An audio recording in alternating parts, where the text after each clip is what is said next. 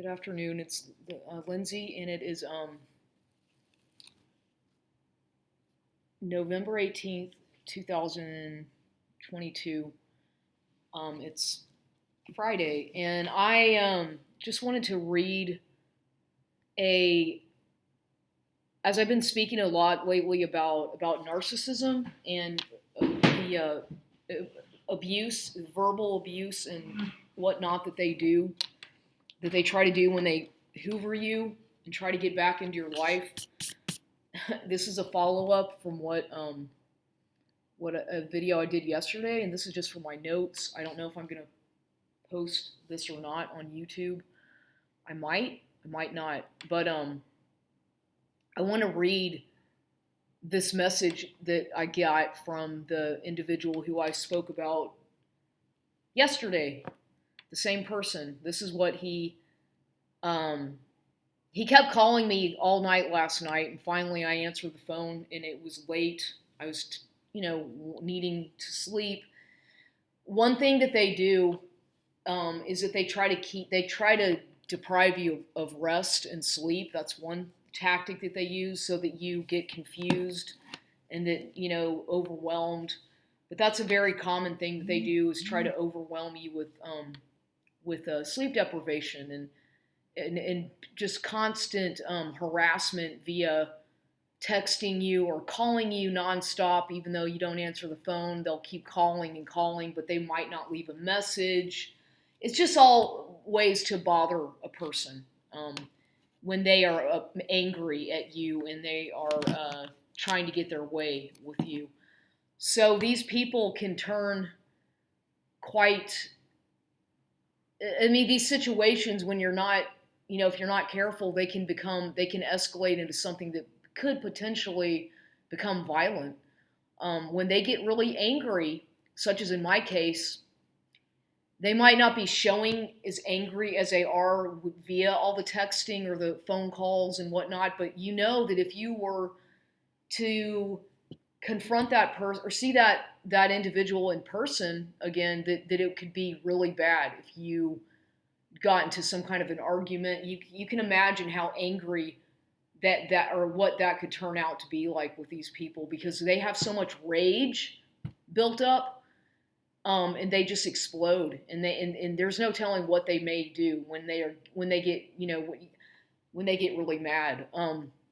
This person commented that I said, "Why are you so angry all the time?" Because he kept getting really angry and talking really fast and, being very demanding and asking me who I've been talking to and why am I doing that, and I better not be talking to anybody. Now, mind you, we had broken up already. You see, the relationship had already ended, but the person kept on, that's what they think. They think that even though something has ended, that they still feel entitled to control you, or that you're still, that they still have the right to tell you what to do and all that, when they don't seem to understand that no means no, and that when something is ended, it's ended, and they just don't seem to accept that the answer no. There's nothing they hate more than being told no, because they lose control that way, and they cannot handle being out of control of a situation. So that person basically, nowadays a lot of relationships end on a bad note. It's just common because of what society has turned into with all this fake...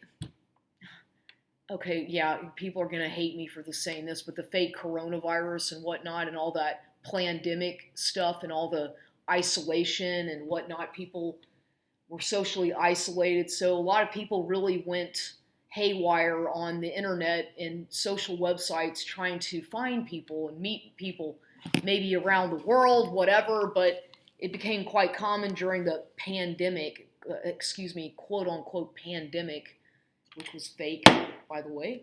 I know the people don't like me for that, but that whole coronavirus thing is a hoax. You can look into that some more if you don't believe me, but I honestly don't really care what people think. I know what I know, and that's that. You're not going to change my opinion on that one for sure. But So they people started resorting to the internet more and more, and web dating sites and dating apps and whatnot to meet people. And some people formed some long distance relationships. Okay, and that's all fine and good, right? But come to find out, a lot of the time, unfortunately, a lot of the times when these long distance relationships, you have a fantasy about somebody in a different country and you haven't met them yet, you're just corresponding with them via texting or phone calls or email, Facebook, whatever. And they live across the globe, or maybe maybe in a not a country not too far away, but nonetheless they live in a foreign country. They have a different culture. They speak a different language from you. Obviously, they have different backgrounds and whatnot. So it's a cultural difference. Myself, I've lived in Bolivia as an exchange student years ago. I speak some Spanish. I know a little bit about the culture in South America, or at least Bolivia. Same thing with Mexico. I'm familiar somewhat with the culture in Mexico because having lived there for a couple of summers and years ago. But things change over the years via technology and whatnot. Nothing is the same as it was when I was there 20 years ago, obviously. Why? Because of the internet and cell phones and whatnot. Nothing's the same. Relationships are not the same. Nothing is the same. So, but still, people have these fantasies about, oh, I'm going to meet somebody from a foreign country and it's going to be wonderful. It's going to be so magical because we're going to learn so much from each other, and they're from a different culture and all that. Yeah, some of these are great ideas, and some of these relationships end up quite well. I'm not saying they don't. Some of them end up just fine.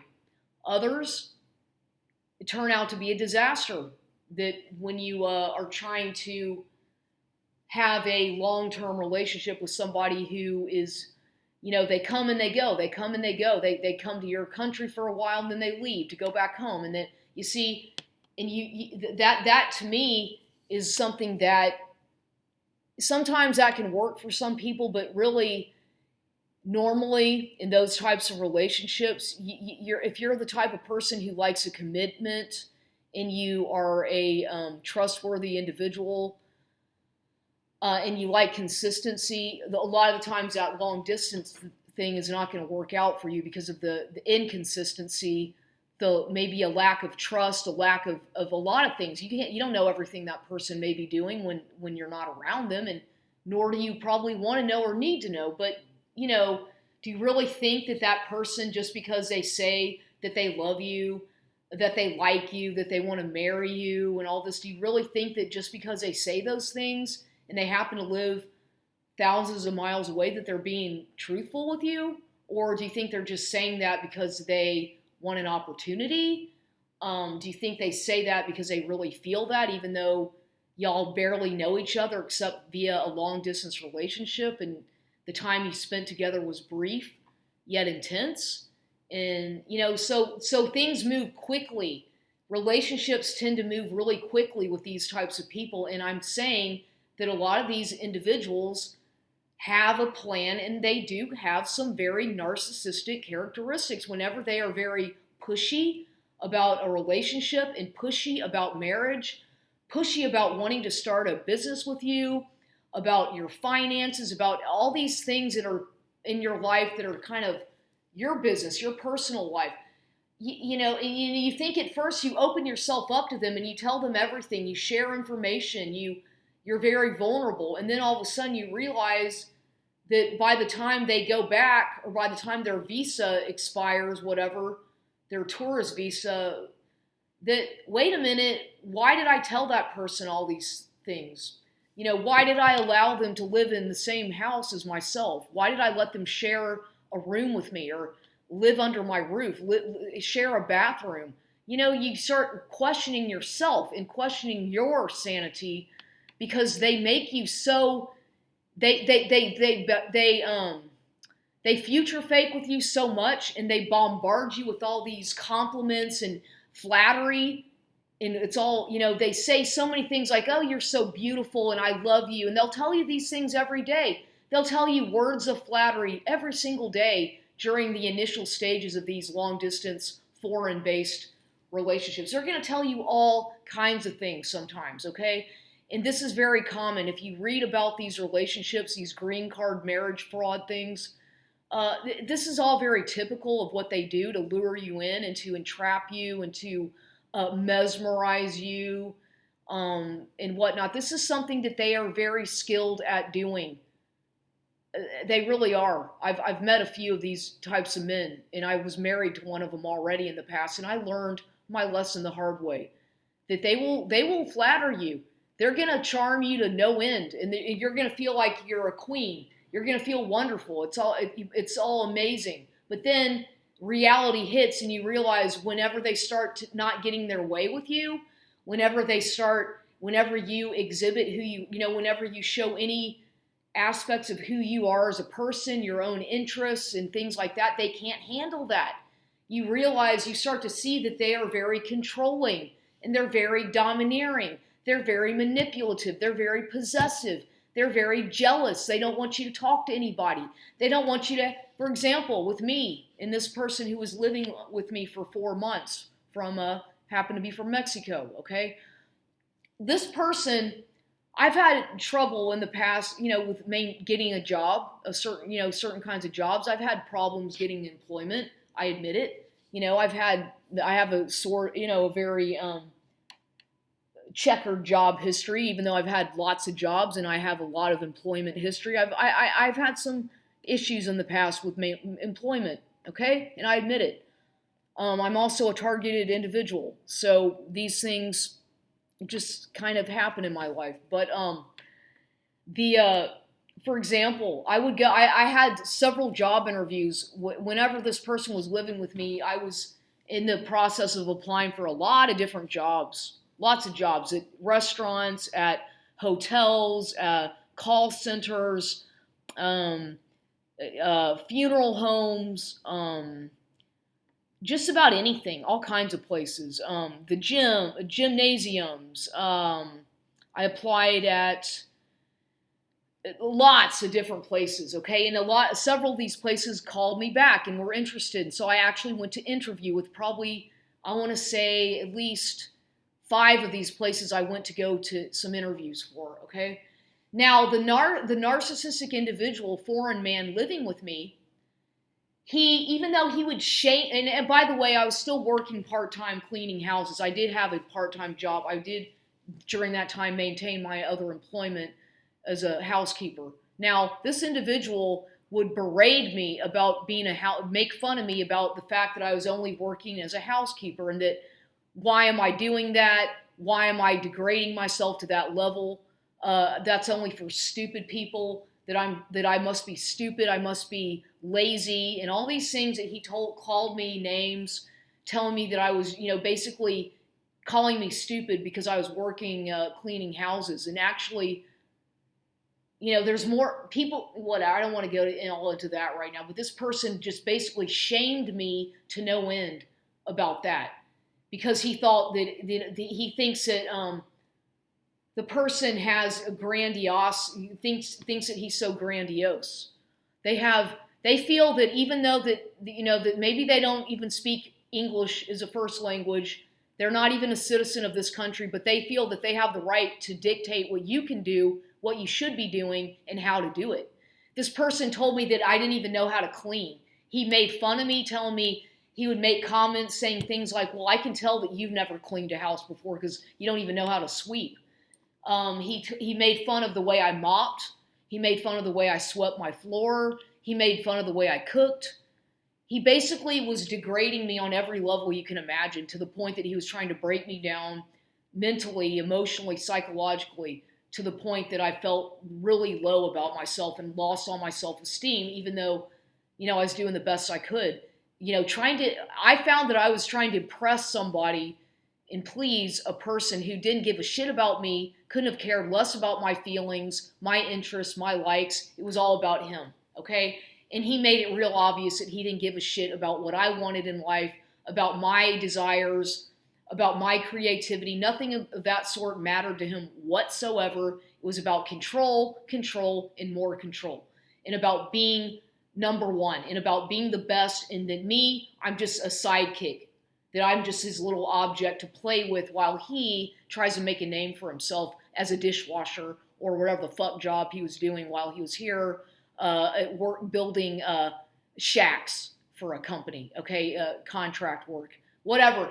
He was a real jerk to me, really mean, very abusive, emotionally abusive, and I feared that maybe if he's this way with me emotionally, he's bound to be this way with me physically at some point. Maybe not now, but down the road, that's inevitable with these people because they can turn violent.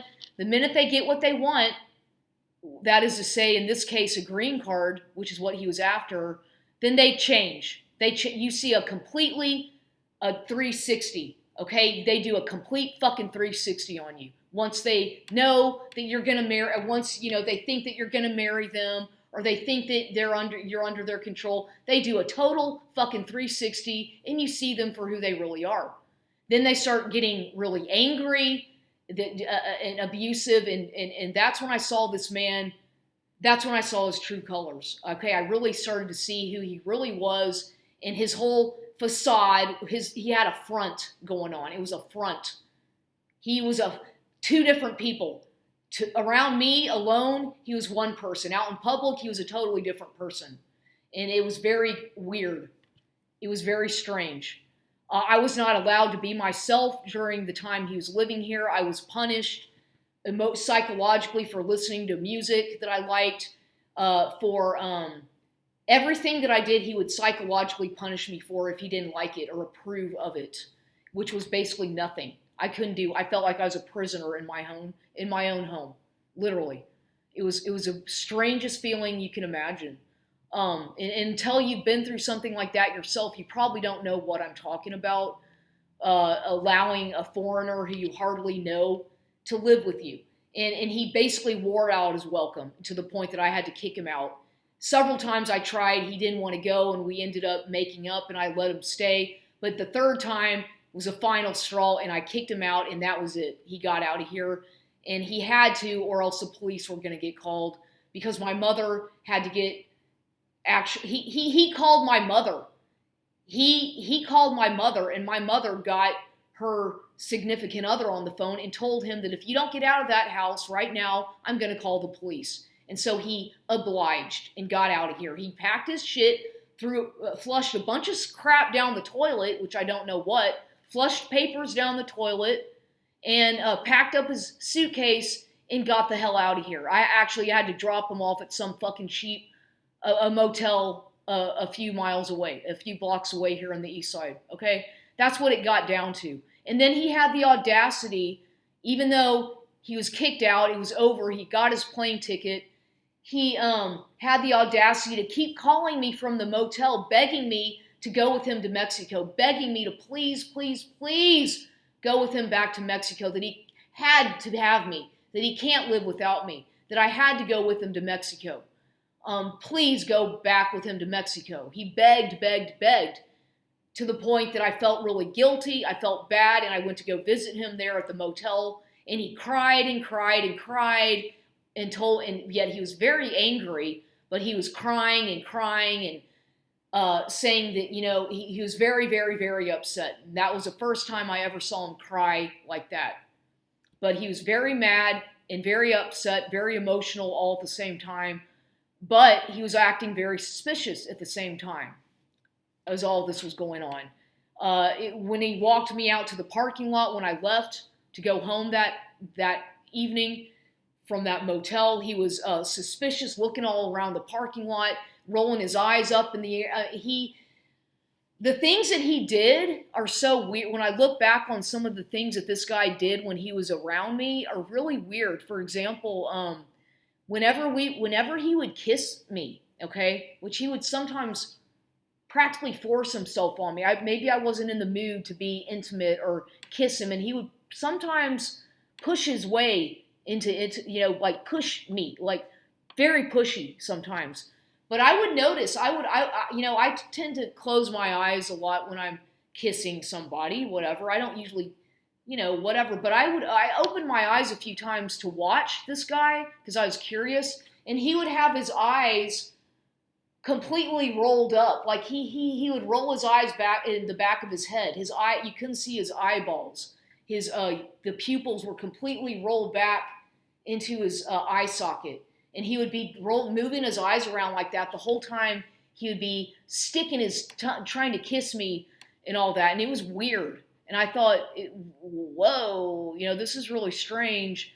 And there are actually times that I thought that maybe he was possessed by something. The way he behaved, the way he would look at me, it's almost like he was literally under some kind of possession by something. It was weird. And then he would pray the fucking, pardon my language, but he would get his plastic fucking rosary beads out and pray the fucking rosary in Latin, doing these weird chants at night, late at night.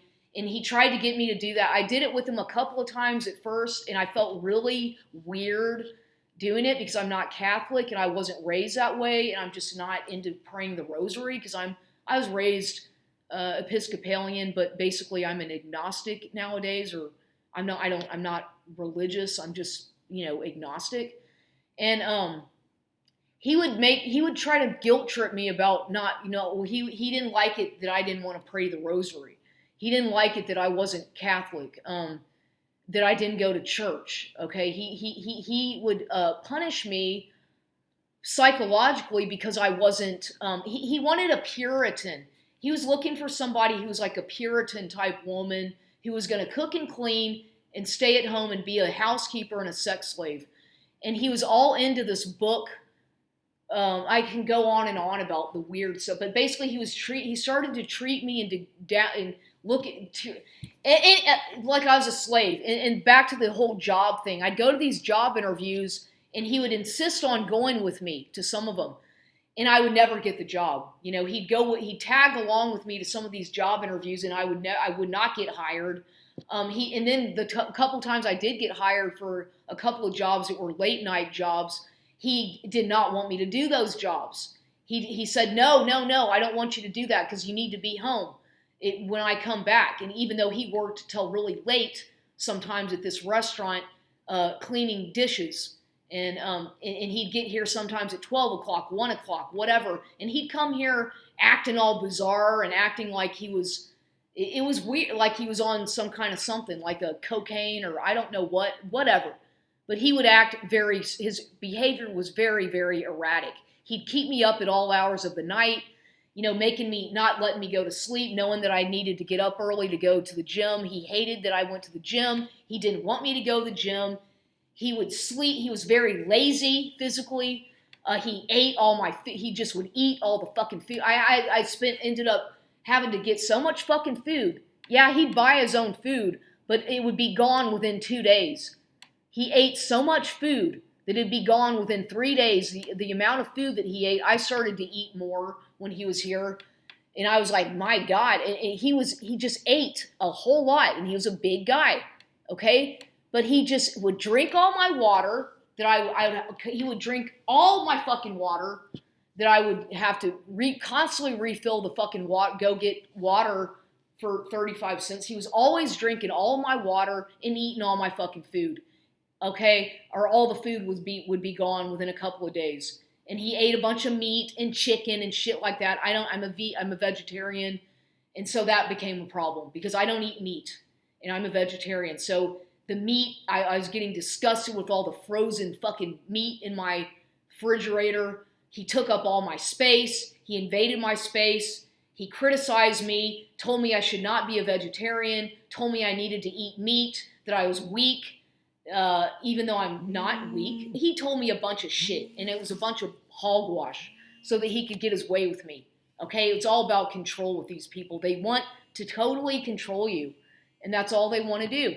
And when they can't have their way, they punish you, they mock you, they belittle you, they shame you, and in all kinds of horrible things that they do. Now, back to the message that after I talked to him on the phone last night when he was saying, oh, no, I have to come back there. Please let me come back. I'm going to come back. I don't want you talking to any other guys. Stop talking. And by the way, on the stupid WhatsApp that I kept on installing and reinstalling and uninstalling on my phone, all because of him, because that was the only way he could contact me. I find, I would block him and unblock him and install that thing, uninstall it, and all that shit, to the point that I was just making myself crazy, asking myself, what the fuck am I doing with this guy?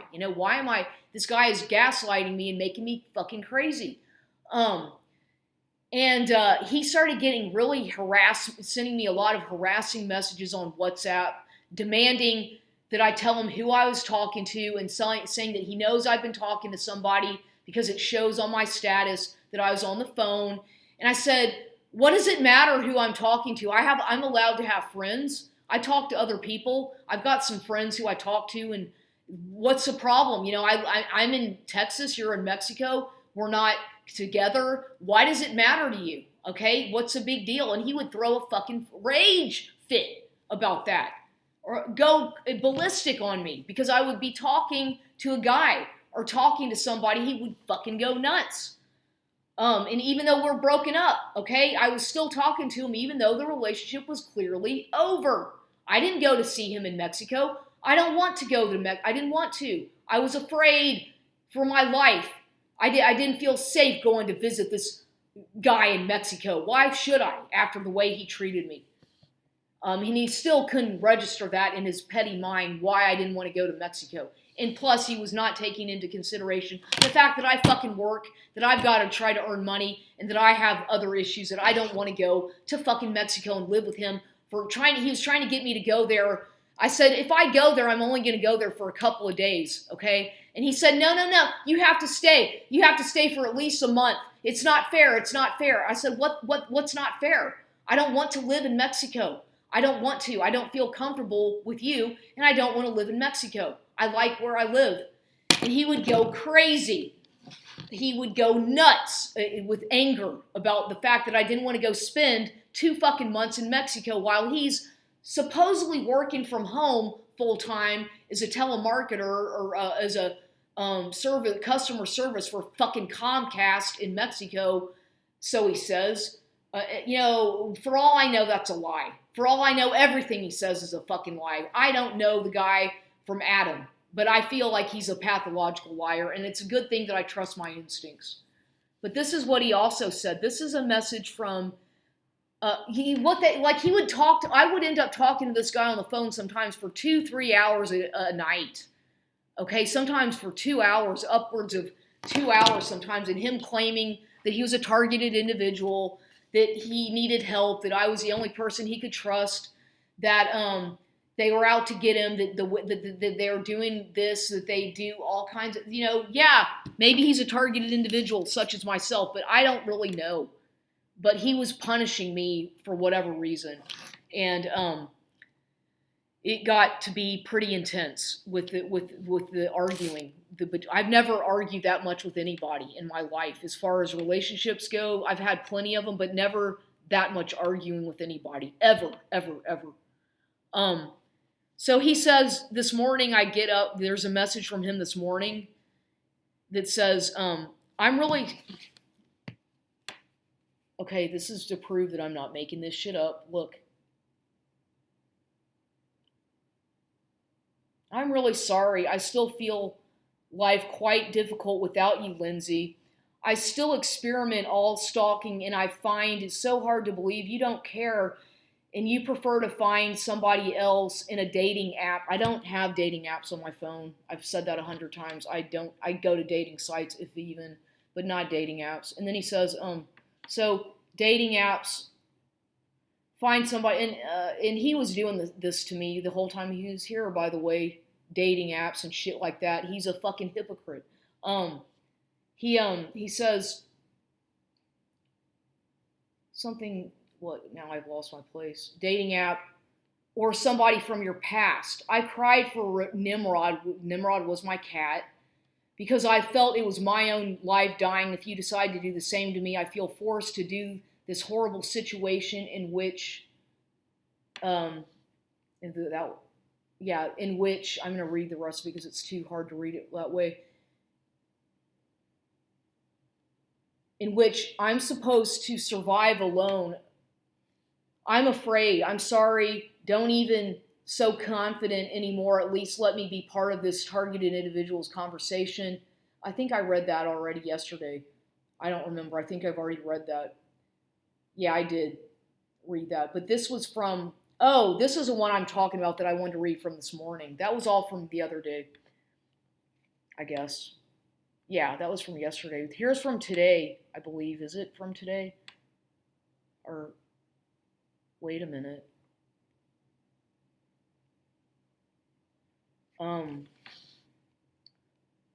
Okay, I don't think I. Okay, he says, yeah, this was from 12 a.m. 12. This is from yesterday at 12:51 a.m. last night or this morning, whatever, this morning. He says, if you really appreciate me, stop trying to date those asses and unblock me from WhatsApp. I don't believe any one of those puppies are gonna take that kind of dating style seriously unless you actually have decided to fully brainwashed for adults dating websites in this moment of our lives that we are more solid than broken. I'm sarcastic in that one. Haha, exactly. We've already broken up. So obviously it's like, what the hell is he talking about? And then he says, I know that if you are so brain damaged or dumbass, this is funny. It's actually quite amusing. He says the way he words his stuff, okay? I know that if you are so, this is from 5:46 a.m. today.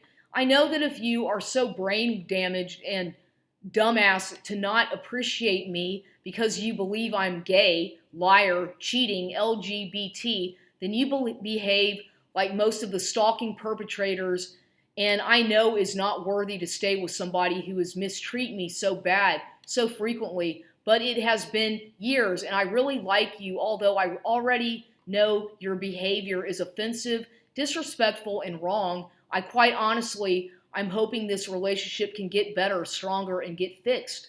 What about me? I have been honest. I honestly like you and I love you. And I have been always trying some serious open relationship. I have tried to make you understand. And I have struggled to get your confidence and trust during 2 years. Some more blame on me. And then he tells me, hoy trabajo de 8 hasta las 4. Estaré en casa haciendo home office. Te llamo en cuanto tengo una oportunidad o si tú logras comunicarte conmigo, pues mejor todavía. Okay. So he thinks he's all arrogant now that he has this job working from home for Comcast in Mexico as a customer service agent. He's all like, he thinks he's a shit because he's got a home job, okay? And he's acting like he's all Mr. Know-it-all as usual.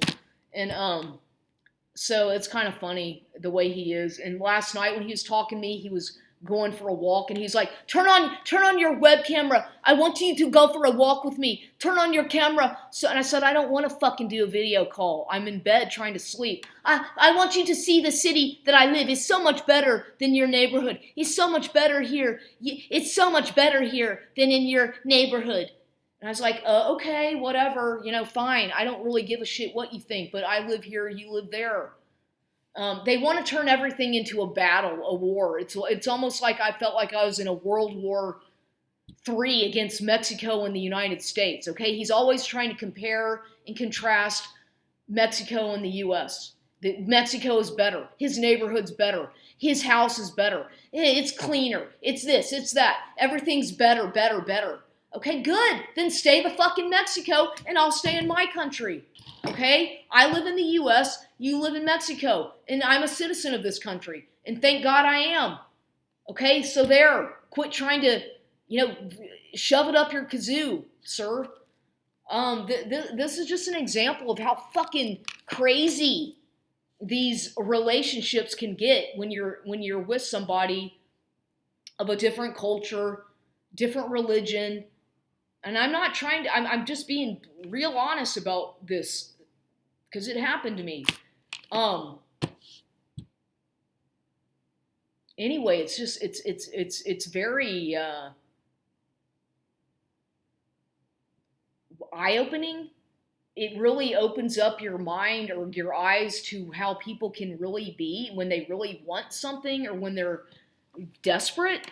And I don't know. I mean, it sounds to me like this guy is desperate. I don't know what other way, but he's desperate for something from me. And the whole thing about the gay thing, the LGB, what is it? Lesbian, gay, bisexual, BT. Yeah, I had asked him a few times because I suspect that he's a homosexual or bisexual.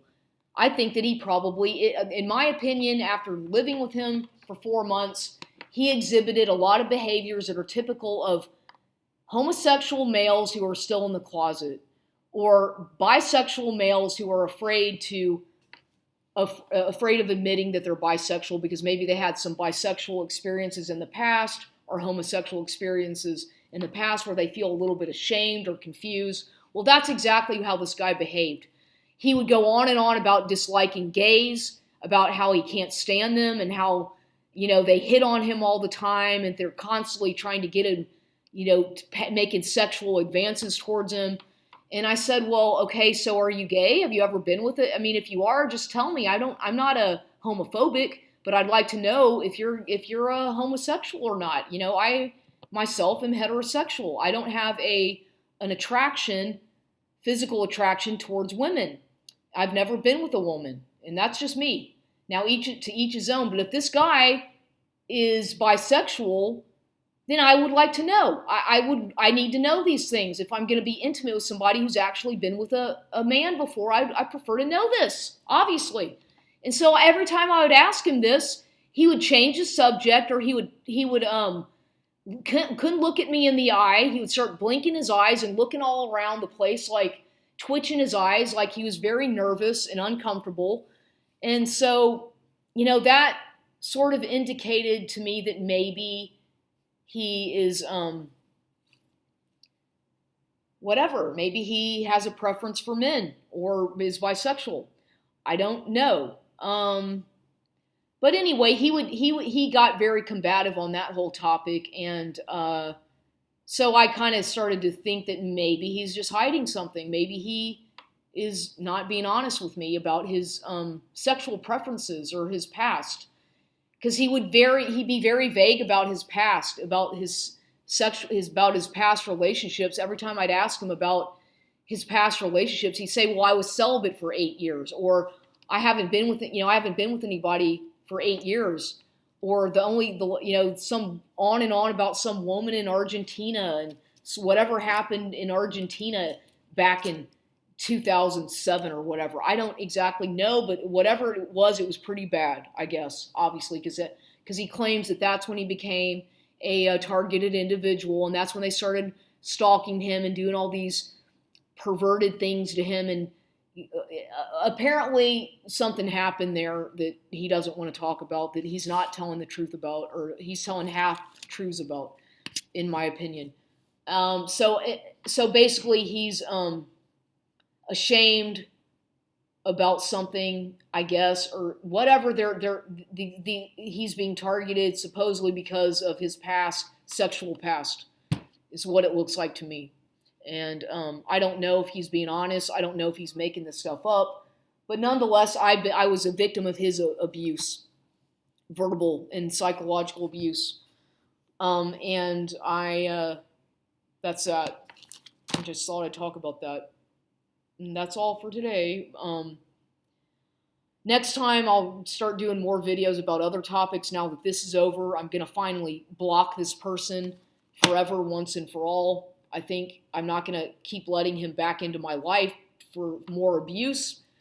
And I was just opening the door to allow him to abuse me psychologically, and now it's time to block him once and for all, and that's it, and call it quits forever, for good, okay?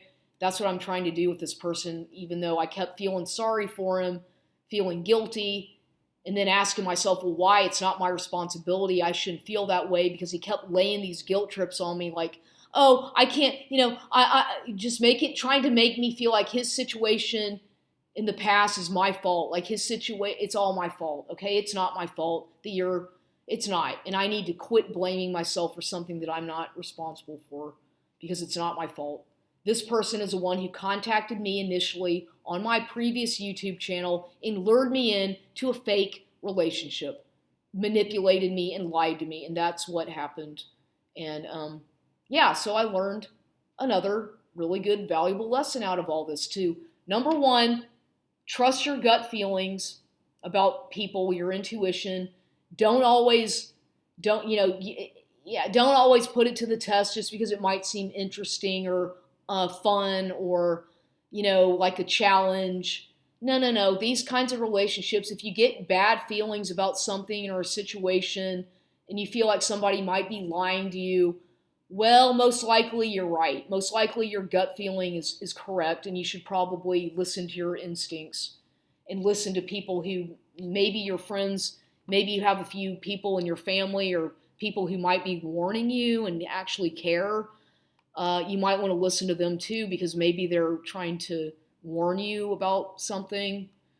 Um, you know, so yeah.